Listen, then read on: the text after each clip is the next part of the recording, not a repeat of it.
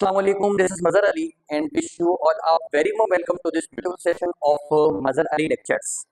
But human skeleton की बात चल रही है और ह्यूमन स्केलेटन में हमने बहुत सारी बातें करा दी हैं अब तक। आपको पता है यूनिट का नाम है movement and locomotion, movement and support भी कहते हैं। इसमें दो पार्ट्स हैं, एक पार्ट है मूवमेंट का और दूसरा है सपोर्ट का। हमने मूवमेंट के अंदर देख लिया है कि मूवमेंट क्या होती है, किस वजह से मूवमेंट की राइज होती है, मूवमेंट के अलग अलग types on the basis of organisation, on the basis of the kind of stimuli, on the basis of the kind of response हमने देख लिया। मूवमेंट और लोकोमोशन में थिन लाइन ऑफ डिफरेंस होता है, ये भी हमने समझ लिया था। इसके बाद हमने सपोर्ट वाला पोर्शन स्टार्ट किया। सपोर्ट यानी अपनी बॉडी को ग्रेविटी के अगेंस्ट विथस्टैंड कर पाना, that is what is called the support. Support provide करने के लिए बॉडी के अंदर एक सिस्टम मौजूद होता है, that is what is called the skeletal system. Skeletal system could be hydrostatic, it could be exoskeleton, it could be endoskeleton. अलग अलग ऑर्गेनिजम्स में अलग अलग काइंड के स्केलेटन मौजूद होते हैं। हम ह्यूमन्स हैं, वर्टिब्रेट्स हैं, हमारी बॉडी के अंदर एंडोस्केलेटन मौजूद है, इसी वजह से ज्यादा बात हम उसी की करते हैं। ह्यूमन स्केलेटन को स्टडी के लिए for the sake of study हम डिवाइड करते हैं into two parts. We have axial skeleton and we have appendicular skeleton. Axial skeleton the part of skeleton which is present in the axis of body, body के जो centre में axis पे located है। इसके अंदर हमने स्कल और rib cage को डिटेल से पढ़ लिया था। स्कल में फिर further there is no point in telling that इसके अंदर डिफरेंशिएशन है, इसके अंदर क्रेनियम आता है और फेशियल बोन आती है। रिब केज के अंदर कल हमने रिब केज डिस्कस किया था, शेलार हमें बताएंगे कि रिब केज के अंदर क्या क्या मौजूद था, कौन कौन से कंपोनेंट थे। आगे से स्टर्नम और पीछे से वर्टिब्रल कॉलम और साइड से अटैच्ड रिब्स, वो हमने डिटेल से डिस्कस कर ली थी। स्टर्नम जो है वो हार्ट और लंग्स को प्रोटेक्शन देगा और ये जो वर्टिब्रल कॉलम होता है, वर्टिब्रल कॉलम स्पाइनल कॉर्ड को प्रोटेक्शन देगा। एसोसिएटेड रिब्स जो हैं ये भी हमारी चेस्ट कैविटी के वाइटल ऑर्गन को प्रोटेक्शन दे रही होती है। वेल ये हमने बात कर ली थी। आज हमें अपेंडिकुलर स्केलेटन पढ़ना है, वो स्केलेटन का पार्ट जो इस एक्सियल स्केलेटन पर अटैच्ड है, जिसे हम अपेंडिकुलर स्केलेटन कहते हैं। ये वाला जो कंपोनेंट होता है ना, इसे अपेंडिकुलर स्केलेटन कहा जाता है। अपेंडिकुलर स्केलेटन, यहाँ से हमारा लेक्चर स्टार्ट हो रहा है। इसके दो ही कंपोनेंट हैं, it has girdles and limb. अब गर्डल क्या होता है? गर्डल का मतलब combination of two or more bones, combination of two or more bones in such a way that they enclose a central cavity.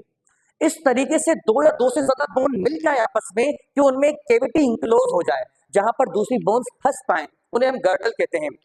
से फॉर एग्जांपल हमारी clavicle, जिसे collar bone भी कहा जाता है, जिसे ब्यूटी बोन भी कहा जाता है, बर्ड्स के केस में से विश बोन भी कहते हैं, ठीक है, मेरीथोड बोन भी कहते हैं जी। और पीछे मौजूद होती है स्केपुला, हमारी जो ये शोल्डर ब्लेड जिसे हम कहते हैं, शोल्डर ब्लेड पीछे से मौजूद होती है स्केपुला, डन। और आगे से क्लेविकल। स्केपुला और क्लेविकल आपस में मिलती हैं, ये दो बोन्स हैं, ये कैविटी को इंक्लोज कर रही हैं जिसमें ह्यूमरस फंसेगी, जिसमें ह्यूमरस का हेड जो है वो फंसेगा। अब क्लेविकल क्लेविकल और स्केपुला, क्लेविकल और स्केपुला दोनों बोन्स ने मिल करके एक सेंट्रल कैविटी इंक्लोज कर ली है ना, दैट्स व्हाई हम इसे गर्डल कह रहे होते हैं। और ये गर्डल जो है ये पेक्टोरल गर्डल है, इसे पेक्टोरल गर्डल कहा जा रहा है। ये बातें आपको समझ में आ रही हैं? गर्डल का मतलब क्या होता है, मुझे बताएंगे हमें जी। दो या दो से ज्यादा बोन्स का कॉम्बिनेशन जो सेंट्रल कैविटी इंक्लोज कर ले, जिसमें दूसरी बोन्स फंसेंगी। यहाँ पर कौन सी बोन आकर अटकेगी? उबेद बेटा, यहाँ पर बोन ह्यूमरस आकर अटकेगी, ठीक है, आगे डिस्कस करने वाले हैं। तो ऐसे कॉम्बिनेशन को गर्डल कहा जाता है। ये वाला जो गर्डल है ये पेक्टोरल गर्डल है, पेक्टोरल, ठीक है। तो गर्डल की डेफिनेशन क्या है? Structure which develop by the fusion of one और more bones enclosed a cavity, इन्हें गर्डल कहा जाता है, ठीक है। यहाँ जो ये जो गर्डल है ना, पेक्टोरल गर्डल है, and there is no point in telling that कि हमारे पास दो तरह के पेक्टोरल गर्डल होते हैं, एक राइट और लेफ्ट, ठीक है। दूसरे जो गर्डल होते हैं वो होते हैं पैल्विक गर्डल, जो इन जगहों में लोकेटेड है, ठीक है। इनके अंदर तीन तरह की बोन्स होती हैं। देयर इज प्यूबिस, ये वाली बड़ी बोन्स आपको दिखाएंगे, ये वाली प्यूबिस, और ये वाली बोन जो होती है इशियम, और इसे इलियम कहा जाता है। तीन बोन, इलियम, इशियम और प्यूबिस। इलियम, इशियम और प्यूबिस, ये तीन बोन्स आपस में मिल करके एक कैविटी को इंक्लोज कर रही होती हैं। अब क्योंकि दो से ज्यादा बोन्स हैं, कैविटी को इंक्लोज कर रही है, तो इन्हें हम गर्डल कहते हैं। इनिशियल इसे पेल्विक गर्डल कहा जाता है, पेल्विक गर्डल, ठीक है। तो गर्डल की डेफिनेशन क्या है, शैलाद बताएंगे हमें। गर्डल क्या होती है जी?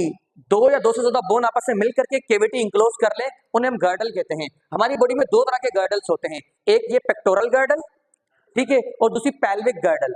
पेक्टोरल गर्डल में दो बोन्स थी, कौन कौन सी? एक है क्लेविकल और दूसरी है स्केपुला, ठीक है। क्लेविकल स्केपुला मिली तो इन्होंने कैविटी क्लोज की, इस गर्डल को हम पेक्टोरल गर्डल करेंगे।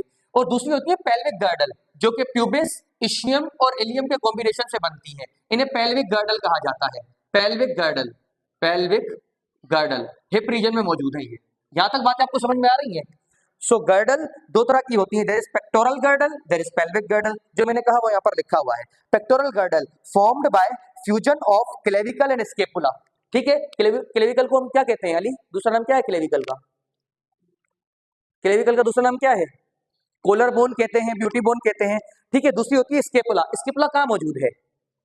पीछे, पीछे की साइड। इसे शोल्डर ब्लेड भी कहा जाता है, शोल्डर ब्लेड। अच्छा, इसका काम है फोर लिम्ब को होल्ड करना। जो हमारे हाथ होते हैं ना, हाथ और बाजुओं को फोर लिम्ब कहा जाता है, आगे पढ़ते हैं। और टांगों को हाइंड लिम्ब कहा जाता है। तो ये क्योंकि जो पेक्टोरल गर्डल है इसने हाथों को पकड़ा हुआ है ना, हम कहते हैं it hold the four limbs. Done. अच्छा, उसके बाद पेल्विक गर्डल, इसके अंदर 3 बोन्स हैं। कौन कौन सी वो बोन है, आप जल्दी से बोलिए। हामिद आप बताइए कौन कौन सी बोन्स हैं वो? इलियम, इशियम और प्यूबिस। इसका काम है कि ये जो हमारी टांगे हैं, टांगों को क्या कहते हैं? और दूसरा हाइंड लिम्ब को होल्ड करके रखना, पकड़ के रखना। गर्डल वाली बातें समझ में आ रही है? ये गर्डल का शुमार इस अपेंडिकुलर स्केलेटन के अंदर होता है। अब हम पढ़ेंगे लिम्ब्स। लिम्ब्स क्या होती हैं?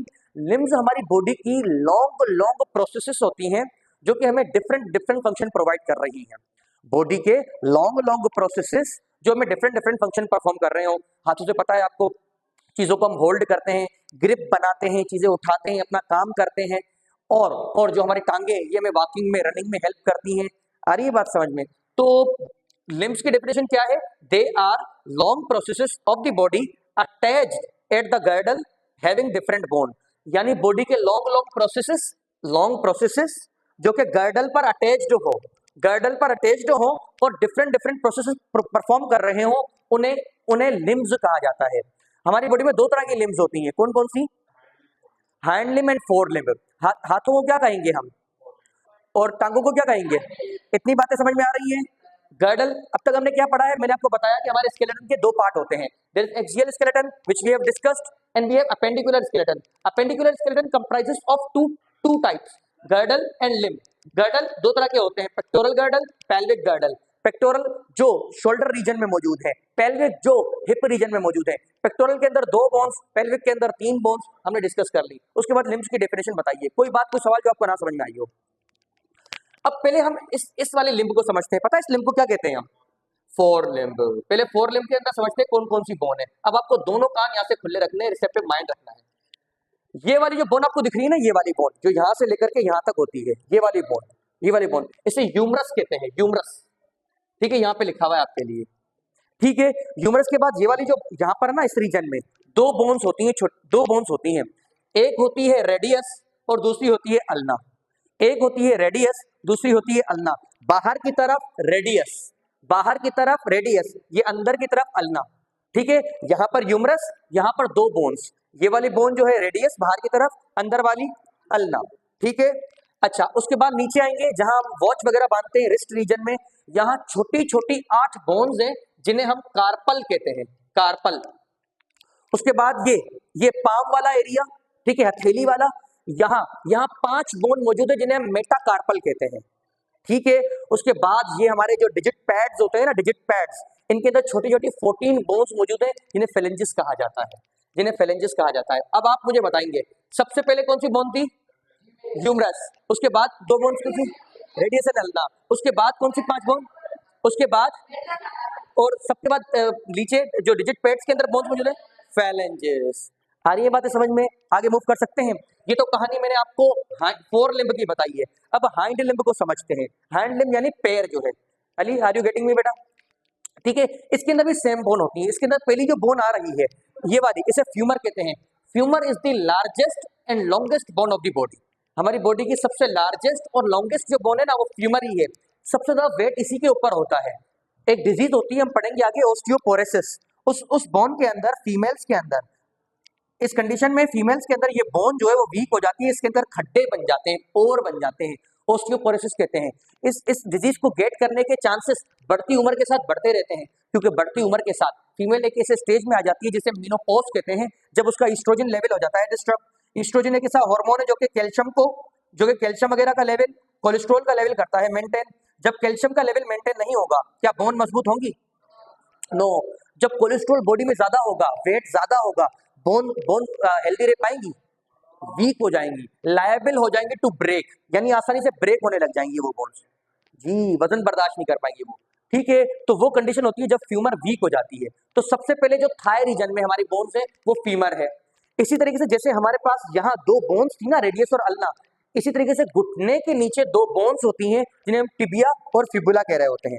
देखिए ये वाली बोन जो है, ये वाली बोन तो आ गई फ्यूमर, ठीक है, और ये दो बोन्स आपको दिख रही है, इनमें से एक होती है टिबिया, होती है फिबुला।